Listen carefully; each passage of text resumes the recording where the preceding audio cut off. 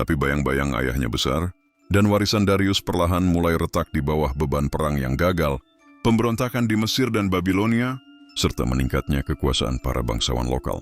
Xerxes memerintah hingga tahun 465 sebelum Masehi, sebelum akhirnya dibunuh dalam istananya sendiri oleh komandan istana dalam skema pengkhianatan yang kelam. Dengan kematiannya, kekaisaran mulai mengalami kemunduran meski tetap berdiri kuat selama lebih dari 1 abad lagi. Bab X, kekaisaran yang tidak pernah mati. Namun warisan sejati Darius tidak wafat bersama Xerxes. Sistem administrasinya, jalan-jalan kerajaannya, koin emasnya, bahkan ide bahwa kekuasaan harus dijalankan dengan hukum, bukan semata kehendak, menjadi model yang diambil oleh banyak peradaban setelahnya, termasuk Alexander Agung yang akan menaklukkan Persia pada akhir abad keempat sebelum Masehi. Bahkan Romawi ketika membangun imperiumnya, mencuri pelajaran dari Persia Darius, sistem pos, satrapi dan jembatan politik. Dan di tengah gurun Iran, batu Behistun masih berdiri. Di situ kata-kata Darius tak pudar. Aku adalah Darius, Raja Agung, Raja segala raja, Raja negeri-negeri, putra Histaspes, keturunan Achaemenid.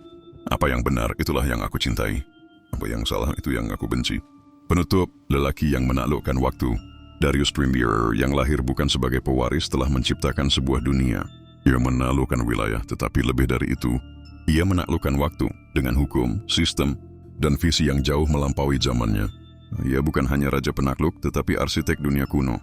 Persepolis, Behistun, dan Darij emas mungkin hancur atau terkubur, tapi nama Darius tetap bergetar dalam sejarah, dalam setiap undang-undang yang mengatur rakyat, dalam setiap jalan yang menghubungkan negeri, dalam setiap raja yang memerintah dengan keadilan. Di situ ruhnya hidup.